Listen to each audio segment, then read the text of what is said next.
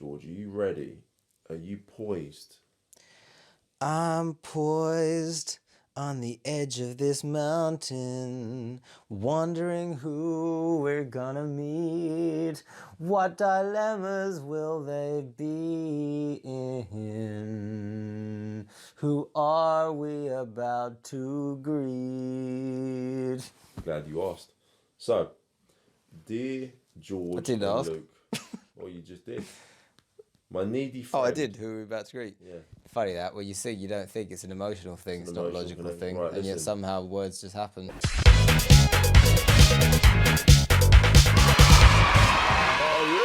My needy friend is holding me back. What? Fight him off. I'm desperate to move on with my life, to relocate to a new town and start again. I have this image of her sort of. I know the feeling. Yeah, well. But every time I discuss my dreams, my friend begs me not to. My dreams? My dreams. My dreams? That's the one. Every time you discuss your dreams. My friend begs me not to leave her. The fact that there is absolutely no reason for me to stay where I am. There is absolutely no reason. But, see, Except for your needy friend. Well, exactly. What? Listen, You got a husband? My husband died in 2010. Oh. He was a gambler, and we lost our house a few months before he passed away. Oh my God. Talk about insult to injury. Jesus. I've been in my rented flat ever since. My children have left home, and my job allows me to work from anywhere. Well, at least that's some bit of good news. Get on the bus, honey. My just friend's go. problem is that she has a very volatile relationship with her husband of 25 years. At the moment, he's drinking and he's being a nightmare. How do I put myself first without her suffering? Can you help? George and Luke. P.S. Love you both. Big kisses. So, all right, so I'm going to give you two things. So my impulse throughout 99.999% of that was, don't worry about your friend, get on the bus, leave. The bus comes through town every day, dear. Get on one of them, go out, okay? Now, the other thing is this. 58, isn't it? Number yeah, 58? Get on it, get on a Greyhound bus, have the time of your life, listen to some Bob Dylan, go and meet someone new, enjoy your life, because, you know, you're not going to be here forever, so go and have some experiences. Plus, if you're not tied down to a loving relationship, which, let's be honest, is the anchor that can keep a person anywhere, you're actually in one of the best positions in the world, because your wings are there, ready to fly, and you don't want to be trapped in the nest. You're like, I want to flee this nest. So my impulse is, get up and go. Yeah. The thing with your friend is, people will cling to whatever is nearest them, because it's like, if you keep on helping her, she'll keep on asking for help. But if you stop helping her, she'll go to the next best thing for someone to help. She'll find someone else, she'll go to a website, she'll go to a therapist, she'll meet some new friends, she'll go to a counselling group, right? She might join the church and go there and meet those people and get some help from them, right? There's always help around. There are always other people who can help. Plus, you can speak to her on the phone. You can have Zoom calls. You can have WhatsApp video calls. You can chat to her about what's happening. You can't, you're not going to jump in and stop her aggressive boyfriend because you're not, you know, a bloke getting in the way of it. So all you can really be is like a shoulder to cry on, some kind of verbal support. You know, you can have a bit of a woman's gossip. But to be honest, her problem is far more serious than anything you can actually solve. Now, I'm going to say something that women might find a bit insulting here, but, you know, it's a bit true. And that is, women, when they speak, often don't speak to solve problems. They just like to speak about the problems, because they have all this crap in their head of, this is so bad, my husband's so bad, he's so da-da-da. And they feel good when they've gotten it out. When all the things they're feeling have come out, they're like, venting. Yeah, I vented, I got it out, I feel good. But then the problem is they didn't solve anything, because they go right back into the problem that was causing them to grieve in the first place. Sometimes when you just vent about something, when you just kind of talk about it, you feel a bit better. Yes, but the problem is in the long run, okay, it's not solving the problem. Now, if the problem is such that she doesn't actually have to leave it, then maybe it's not that big. I mean, how aggressive, how violent is this man? Is it verbal? Is it loud? Is it physical? I'm not entirely sure. But if she can just be happy talking to you about it without being like, oh, I actually need to go and fix it, then maybe it isn't that serious a problem. But if it is that serious a problem, her chatting to you isn't really doing that much good in the long run. in the long run, it's something that's going to need to be fixed. Maybe you going away will force her to kind of look in the mirror and go, oh my God, what kind of a situation am I actually in, right? Just talking about it, sure, it's nice.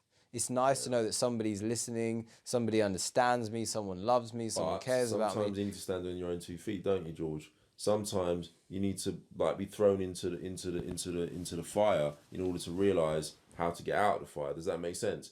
Be it that if you were to just put yourself first, which is what you need to do, love, you need to put yourself first. If you want to move away, you move away. And your friend is there like, oh God, okay, well, I can't just vent with my friend every day now. I can't just, she can still call you, by the way. But anyway, she has to be a bit more on her own 2 feet now. She has to then step up and make a decision about what she wants to do. At the end of the day, right, when all is said and done, right, couple of cliches in one there, it's not your job to solve her problems. It's not your job to fix her relationship. It's your job to live your life and to put yourself first. So if you want to move out, if you want to start a new life, look, you lost your husband, right? Your parents have, your kids have left the home. They've fled the nest, right? It's your time, love. It's your time. Life is short. Get out there. Get on that bus, like George said. You might meet someone else. Who knows what might happen? And who knows, maybe your friend will have the incentive, if she really wants to move on with her life as well. Be that with a new partner, be that with new friends, whatever it might be. But at the end of the day, it's up to you. And if anything, she's being a bit selfish, your friend. If she's holding you back from living your life and do what you want to do, because she wants you there as a kind of an anchor, a crutch in which she can lean upon, or which she can depend upon. That's not the way it works. Look, if George wanted to step out of his front door and move on with his life and say goodbye to me, I wouldn't let him. But at the end of the day, I would let him. Because at the end of the day, even if it would hurt me, I wouldn't let him, but he'd fight me off. Well, look, even if it would hurt me, at the end of the day, you've got to live your life. You've got to do what's best for you, and you've got to support your friends. And if she's a true friend, she'll support you and give you her blessings as you move forward with your life. There's a beautiful word in Japan. I like some of what you said. Some of that was really a good point in terms of what is a true friendship anyway. Yeah.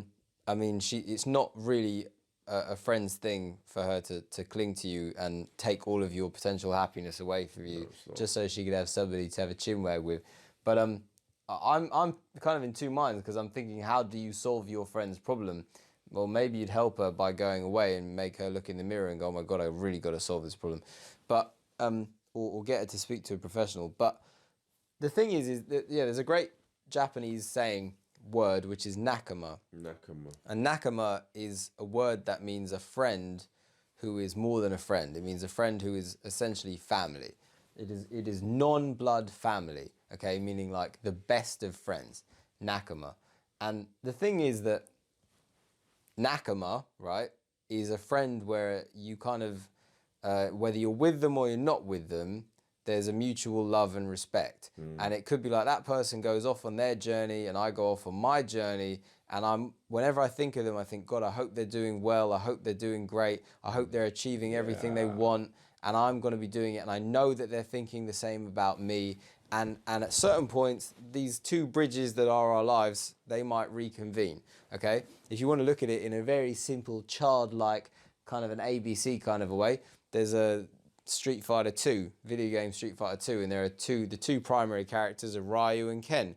Ryu's Japanese, Ken's supposed to be American, but they're supposed to be the best of friends who grew up together, trained together. They both trained together as children in the same dojo, right, with the same sensei, and then once they both graduated as like teenagers, they both went off on two separate journeys. Yet they're the best of friends. Yeah. And it's like Ken went off to America, Ryu went to Japan, okay? But Ryu was the wanderer who went out into villages and he walks around in bare feet, and he wanted to have a kind of spiritual journey. Ken wanted to go off to America and have the city life. But they still are like, that's my best friend. They're that's bonded. The person I care about. We are one, but I hope he's out there achieving great things, and I know he's wishing the best of me as well. And that is a part of like a true friend, is somebody who goes, your mission is not my mission, but I support and I encourage it. And if you ever need me, you give me a call. But you have to go out there and you have to live your life. And if that's with me, great. If it's not, that's totally fine. But maybe at some point we'll come back together again.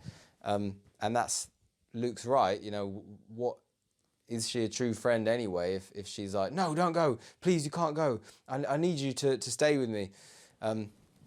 But I do have to say that if she's in a very serious and abusive relationship, she's crying out for help. Sure. And that's a difficult thing to walk away from. And I understand the position that you're in, but you might have to call like social services or something, or tell her to call social services. I'll tell you something that you can do, okay? This is something you can tell her to do, and then you can disappear if you have to. So in Boots, okay, place called Boots. So in England we have a chemist, by the way. It's not an actual boot that you kind of slip yourself into. It's not like a giant boot. In Boots you have a sole, right? And it's not a sole like you got in here, right? It's a sole like you put in like a rubber sole, like the Beatles right now and that. No, so it's a chemist called Boots, okay? And Boots have a thing. A pharmacy, ladies and gentlemen. Pharmacy, yeah, that sort of thing. / That's a PH pharmacy, not an FARM, because it's an indoor place, you know. Sounds like a farm, doesn't it? You go and you go, where are all the pigs and all the horses and all the cows? I love a nice farm, George. A nice indoor farm. Farm, I see. But anyway, so in Boots, they have a sort of a secret policy worth knowing about. And it's called Annie, Are You Okay? Taken from that Michael Jackson song, Smooth Criminal, because they thought it would be memorable. Annie, are you okay? Are you okay? Are you serious about this, right. George? Yes, I'm 100% serious. Do you walk in and you sing them that? No, you don't sing it. Okay, just checking. But what you do is you ask for Annie. Yeah. Okay? So you go up to the counter, and every single Boots employee knows this, and it's designed for women in abusive relationships suffering domestic abuse. And if they walk in, the point is people know that women undergoing domestic abuse might be with their aggressive boyfriend, husband, whatever, and they're thinking, how do I get away from this man? How do I get away? How do I find someone to care for me? Every time I pick up the phone, he's there. He's watching over my shoulder. He's listening to me. He's tracking my calls. How can I call social services? How can I run away? So what you do is you go into Boots, you get to the front of the queue, right? And then you just say, can I speak to Annie, please? You can do this in any Boots in the country, okay? And what they will do is they'll say, oh, yeah. She's in the back. We'll help. Come and have a word with her, right? And they'll only take you. Every Boots in the country? Every Boots in the country. Are you sure, mate? Yes, because I've tried it on behalf of somebody else. Okay. And they will take you into the back room, and they will speak to you and say, what's wrong? What's happening? Don't worry, we're here for you. What do you want us to do, you know? And they will put you in touch with all the right people if you need to escape, if you need to get out of this relationship, if whatever. They know what they're doing, okay? They're professionals. So you could try it on behalf of your friend, or just tell her about it, okay? And let her know, should she ever desperately need somebody and she's in a difficult position, go into Boots, go to the counter, ask for Annie. They will give her the help that she needs. And then you can be like, I've done about as much as I can in that regard, and it frees you up to say, okay, I'm gonna go away. But do emphasize to your friend before you get on that Greyhound bus and leave. Emphasize to your friend that you are still there for her and she can still call you. You are in her pocket 24 hours a day. Don't let her feel like you've just dropped her. Like, it might be a bit too sudden for someone who's really in need, but you get out there and you start to live your life, and you give her a call and you check up on her and tell her she can check up on you, and there you go, you know, do your best. Do your best, but eventually you've just got to say that you're leaving, you're going, and you're going to live your life to the best of your ability. That's what you got to do. You got to do that. Don't allow any kind of guilt from your friend to hold you back. You love her, you care about her, but ultimately you got to love and care about yourself. So step forward and embark on a new journey. We're leaving on a jet plane. Don't know when we'll be back again. Probably soon in the next episode. Problem. Hey, you there, I've got some really exciting special news. If you're interested in all the kind of things that we talked about in that video just there, you're gonna love this. There it is, look at that. It's written by me.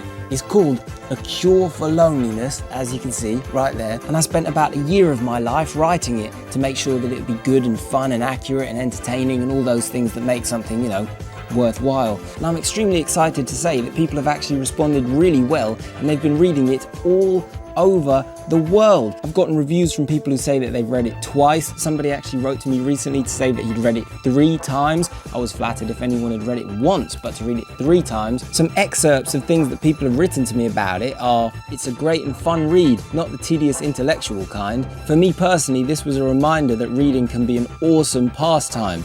A lot of books are boring as fuck, but not this one. Thanks very much. And anyway, those are only the first responses that I got. Quite recently, somebody wrote to me from China and said that he's now in a relationship with a girl he met on a train, all he says, because he read this book, and he said that it inspired him to go over to a girl that he liked on a train, yes, a public train, and start speaking to her. And now he says they are in a relationship and it is going well. So, if that kind of thing interests you, or maybe you're just interested in the kind of psychology that, you know, we talk about on these videos, you're going to get a lot of it in depth, including my own experiences and how I kind of came to learn all of this stuff and reach this place myself. You're going to get all those stories within this. It's fantastic. Trust me, it's the best book you're ever going to read in your entire life. I wouldn't put a year of my life into writing something worthless, would I? So, you know, jump in, have fun. You can find it on amazon.com.co.uk, any Amazon, even the Amazon jungle. It's only about $10, I think it's $8.99, something like that, with free shipping. So crack on, have some fun, and, you know, let me know what you think. Till next time, bye.